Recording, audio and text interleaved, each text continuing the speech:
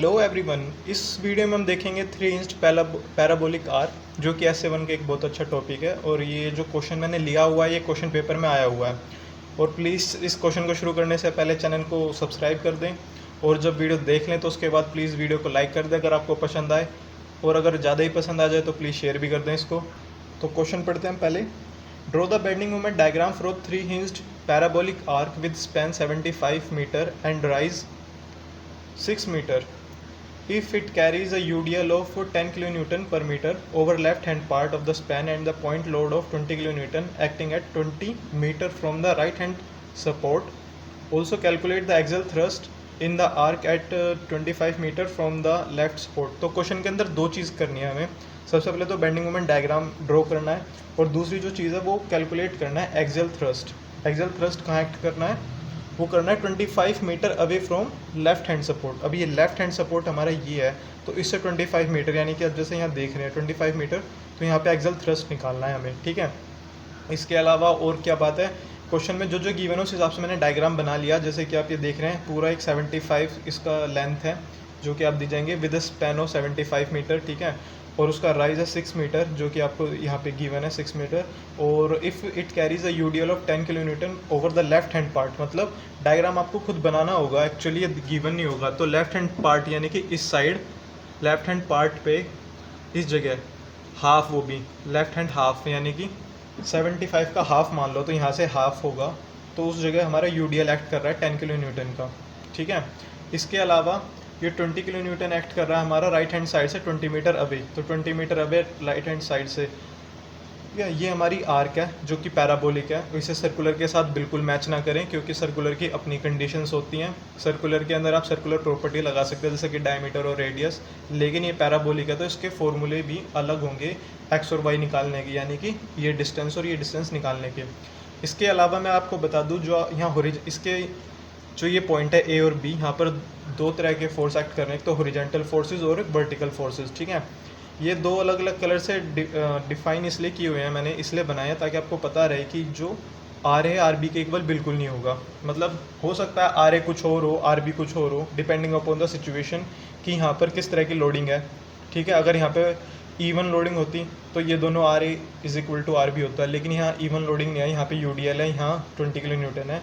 और अगर हॉरिजॉन्टल की बात करें तो H A is equal to H B, यानी कि हॉरिजॉन्टल सेम रहेंगे, जो एच ए होगा वही एच बी होगा, इसलिए सेम कलर से डिनोट किया हुआ है, ठीक है। इसके बाद जो इंपॉर्टेंट फैक्टर है ए, सी और बी, ये 3 पॉइंट हैं। इन 3 पॉइंटों पे हम मोमेंट निकालेंगे हम, मतलब मूवमेंट इनके अबाउट, या तो ए के अबाउट या सी के अबाउट या बी के अबाउट 0 रख के बाकी सारी वैल्यूज़ पता करेंगे। यानी कि अगर हमें इस पूरे डायग्राम का बेंडिंग मोमेंट डायग्राम बनाना है तो आपको R A, R B, H A और एच बी की वैल्यूज़ पता होनी चाहिए। तो चलिए अब क्वेश्चन शुरू करते हैं सॉल्यूशन के हिसाब से। तो सबसे पहले हम क्या करेंगे, taking moment about point A, मतलब ए के अबाउट हम मोमेंट लेंगे। अब मोमेंट ए के अबाउट लेने का मतलब क्या है, इस ए पॉइंट पे हम उंगली रख लेंगे और फिर सारी चीज़ों को इक्वेशन बनाएंगे, ठीक है। और जब हम यहाँ पे उंगली रखेंगे तो जो हॉरिजॉन्टल मोमेंट है, यानी कि ये एच ए और एच बी को तो हम 0 ही लेंगे, क्योंकि इनका जो डिस्टेंस है परपेंडिकुलर डिस्टेंस वो तो है ही नहीं, ना तो एच ए का है और ना ही एच बी का है। तो यहाँ पे उंगली रखी तो क्या करूँगा, सबसे पहले इसे लूँगा आर बी इंटू 75, तो ये आर बी इंटू 75 लिख लिया। उसके बाद जो ये 20 kN है, इसका यहाँ से डिस्टेंस, यानी कि इसे यहाँ पे प्रोजेक्ट करेंगे तो यहाँ से यहाँ तक का डिस्टेंस कितना होगा, 75 माइनस 20, तो यानी 55। तो ये अब इस डायरेक्शन में तो -20 इंटू 55, वही लिखा है -20 इंटू 55। इसके बाद इस जगह ये UDL है 10 kN का, तो UDL को सबसे पहले पॉइंट लोड में कन्वर्ट करना पड़ेगा। तो 75 का हाफ कितना होगा, यहाँ से होगा 37.5, ठीक है। तो 10 इंटू 37.5। उसके बाद क्या करेंगे, इंटू फिर जो UDL होता है उसके मिड में एक्ट करता है, यानी कि 37.5/2, ठीक है, minus 10 into 37.5 into 37.5/2 is equal to 0। ये मूवमेंट हमने ए के अबाउट 0 ले लिया सारा, ठीक है। तो अब ये सारी इक्वेशन आप सोल्व कर देंगे कैलकुलेटर में रखने के बाद, तो आपकी आर बी की वैल्यू आ जाएगी 108.42 kN, ठीक है। इसके बाद हम क्या करेंगे, राइट, इसके बाद हम करेंगे कि हमें एक की वैल्यू पता चल गई आर ए की, आर बी की पता करनी है। तो हम क्या करेंगे, जितने भी वर्टिकल लोड्स हैं, यानी कि ये वाला वर्टिकल लोड, ये वर्टिकल लोड, उसके बाद ये वर्टिकल लोड और ये वर्टिकल लोड, इन सब का समीशन ज़ीरो होगा एक पूरे सिस्टम के अंदर। तो वही इक्वेशन लगा देंगे हम, सिंपल है। Taking the summation of vertical forces sigma F Y is equal to zero, मतलब कि ऊपर से लगने वाले और नीचे से लगने वाले सभी फोर्सेज का सम जो होगा वो ज़ीरो होगा। तो बस उसी का यूज़ करेंगे हम। अभी हमें आर ए नहीं पता है, ठीक है, भूल जाओ इसे, अभी तो हमें सिर्फ आर बी पता है। तो क्या करेंगे हम, अब दोनों जो नीचे से लग रहे हैं उन्हें R A plus R B ले लूँगा मैं, तो मैंने लिख लिया, ठीक है। उसके बाद माइनस करूँगा मैं, वर्टिकल फोर्सेज ले रहा हूँ मैं यहाँ पे, ना कि मूवमेंट, ठीक है। इसके बाद ये जो हमारा यू डी एल इसे पॉइंट लोड में कन्वर्ट कर लूँगा। ये हाफ पे एक्ट कर रहा है, 75 का हाफ कितना है, 37.5। तो -10 इंटू 37.5 इसे पॉइंट लोड में कन्वर्ट कर लिया। और जो ये पॉइंट लोड था इसे एज इट इज़ ले लिया -20। अब इन दोनों की माइनस डायरेक्शन इसलिए है क्योंकि इन दोनों की जो ऊपर जा रही थी हमने वो पॉजिटिव लिया है। अब अगर आप नंबर सिस्टम में भी देखेंगे तो ऊपर जब एक्स और वाई ऐसे क्रॉस बना होता है तो ऊपर की वैल्यूज़ पॉजिटिव होती हैं और नीचे की नेगेटिव होती हैं। तो जब ये ऊपर जा रहा है दोनों डायरेक्शन, तो हमने इन्हें पॉजिटिव लिया है और इन दोनों को नेगेटिव। अब इस इक्वेशन के अंदर हमें बस आर ए की वैल्यू नहीं पता, आर बी की हम निकाल चुके हैं यहाँ से, वो उठा के इसके अंदर पुट कर देंगे। यहाँ पे वो मैंने पुट कर दी है। अब इस पूरी इक्वेशन को सोल्व करोगे आप तो आर ए की वैल्यू आ जाएगी 286.58 किलो न्यूटन। तो हमें आर ए और आर बी पता चल गया है, ठीक है। अब हमें ये तो पता चल गया, लेकिन हमें एच ए और एच बी भी निकालना है, ये भी तो पता करने हैं। अभी तो आपने ये पता कर लिया। अब यहाँ पर अगर आप यहाँ मूवमेंट ले लो या यहाँ मूवमेंट ले लो, कहीं भी ले लो, आप इन दोनों की वैल्यू तो निकाल लोगे, लेकिन इनकी नहीं निकाल सकते, क्योंकि अगर मूवमेंट हम लेंगे तो उसका डिस्टेंस जो होगा परपेंडिकुलर वो तो ज़ीरो ही हो जाएगा, एच ए का भी और एच बी का भी। और मैं यहाँ लेता हूँ तब भी। तो हम क्या करेंगे, अब तीसरा पॉइंट ढूंढेंगे, यानी कि इस पॉइंट पे उंगली रख देंगे और फिर मूवमेंट निकाल लेंगे, ठीक है। तो हमारा थर्ड स्टेप होगा taking movement about point C is equal to zero. बस वही करेंगे हम। अब सी पर उंगली रख के और मूवमेंट निकाल लेंगे। तो आप इस साइड उंगली रख के राइट हैंड साइड निकाल लो या लेफ्ट हैंड साइड निकाल लो, किसी भी साइड निकाल लो, सी पर मूवमेंट सेम ही रहेगा दोनों तरफ से, ठीक है, क्योंकि 3 इंच आर्क है। नॉर्मली आप सोचोगे, आप यहाँ पे इस साइड उंगली रख के इस तरफ का मूवमेंट निकालो तब भी वही बात है, और इस साइड का रख लो तब भी वही बात है, और हम उसे जीरो के इक्वल रख देंगे। तो वही क्या है, -RB इंटू 37.5। अब ये RB 37.5 क्यों, अब यहाँ से इसका परपेंडिकुलर डिस्टेंस कितना है, ये हुआ परपेंडिकुलर डिस्टेंस RB का। RB आप जो देख रहे हैं उसका C से पॉइंट से परपेंडिकुलर डिस्टेंस कितना होगा, 75 का हाथ 37.5, और माइनस क्यों लिया, क्योंकि एंटी क्लॉकवाइज जा रहा है, तो ऐसे रख लिया। प्लस HB इंटू 6, HB यहाँ है।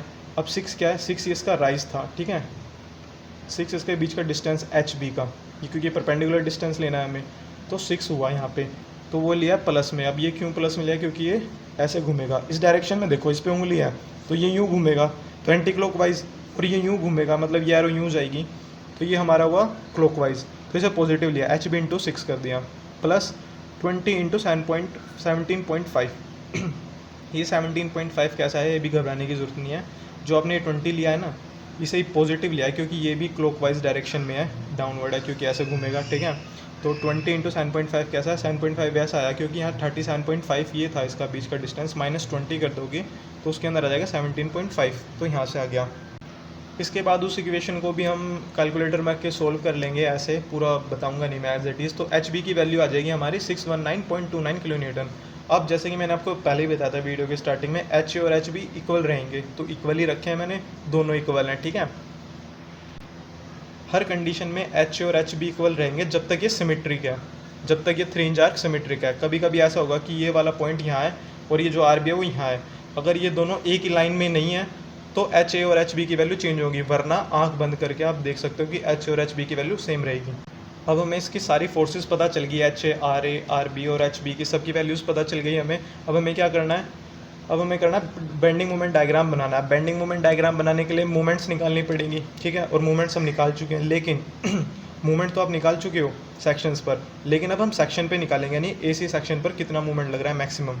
तो हमारा फोर्थ स्टेप वही है, bending moment on the AC section.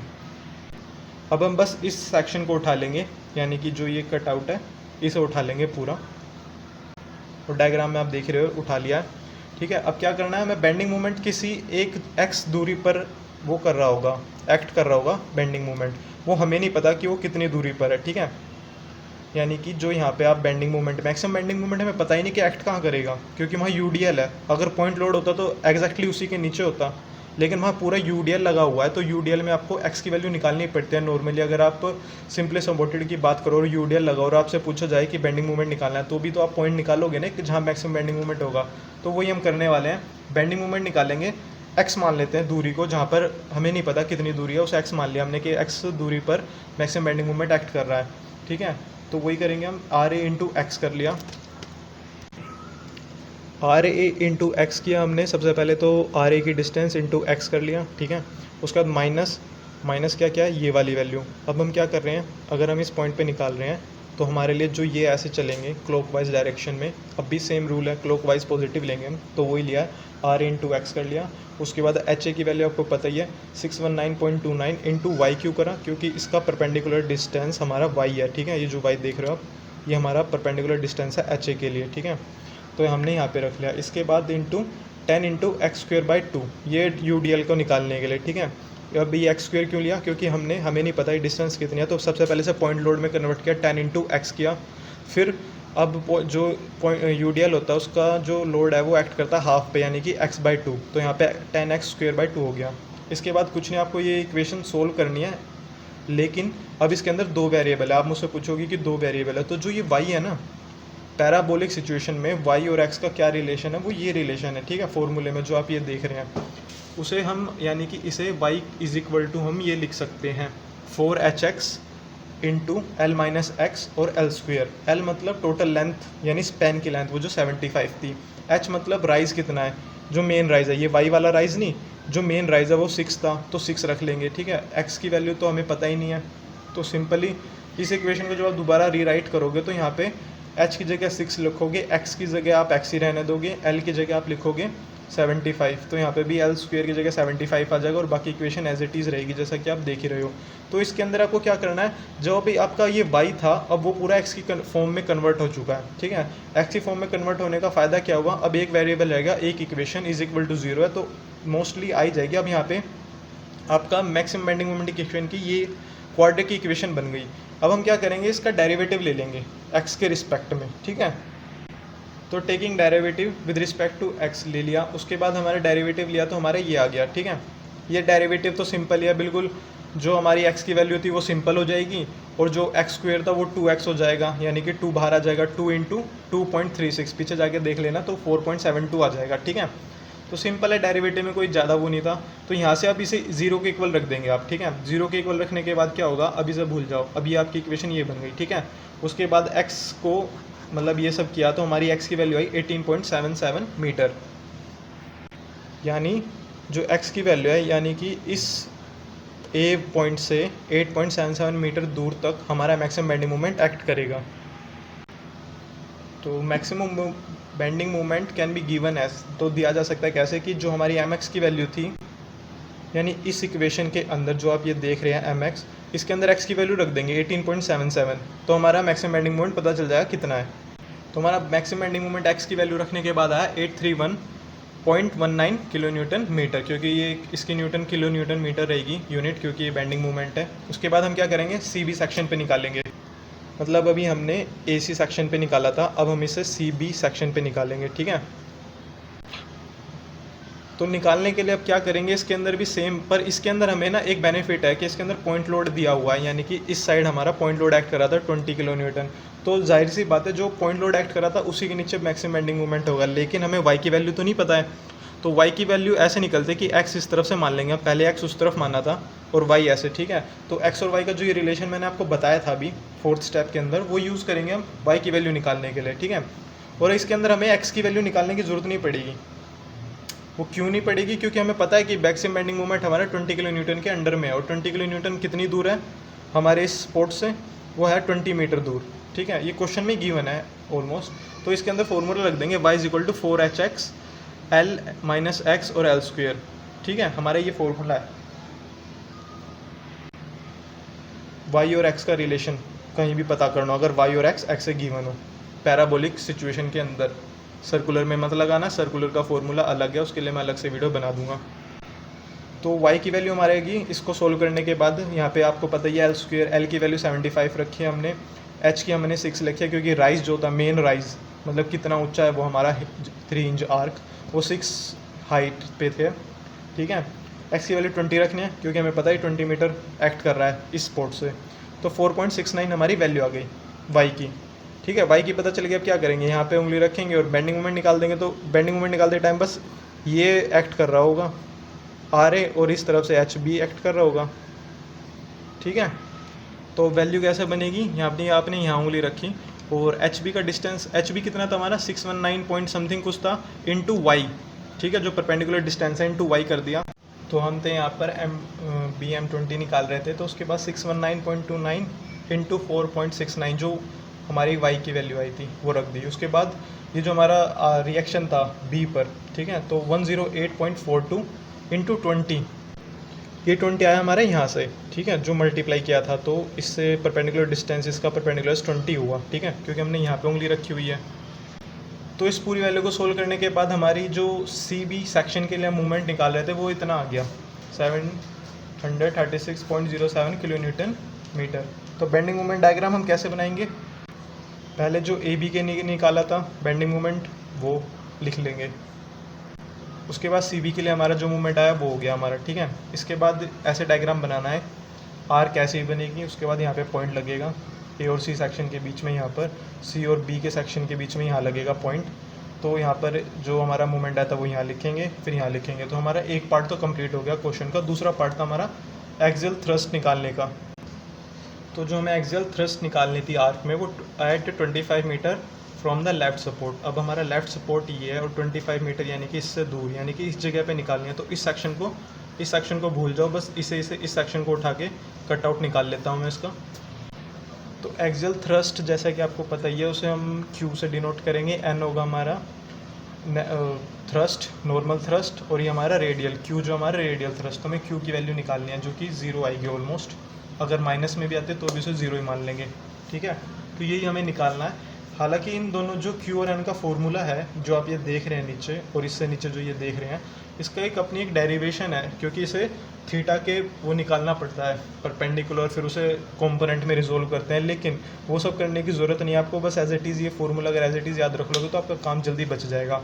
अब जैसे कि आपको पता है कि हमारे एच ए की वैल्यू इतनी आई थी, आर ए की ये थी, ठीक है। तो वही करेंगे हम, सबसे पहले थीटा निकालेंगे। थीटा क्यों निकालेंगे, क्योंकि ये यहाँ कुछ एंगल बनाता है, ठीक है, थीटा एंगल बनता है। वो थीटा निकालने के लिए हम क्या करेंगे, हम निकालेंगे टेन थीटा जो कि है dy/dx, मतलब जो यहाँ से और यहाँ का परपेंडिकुलर डिस्टेंस है ये और ये, ठीक है। तो उसका formula same as it is जैसा आपको याद था, उसका मैंने निकाला था y और x के बीच में रिलेशन, लेकिन उसका डेरिवेटिव क्या विद रिस्पेक्ट टू x। तो ये क्या बन गया 4h इंटू ब्रैकेट l-2x/l², ठीक है।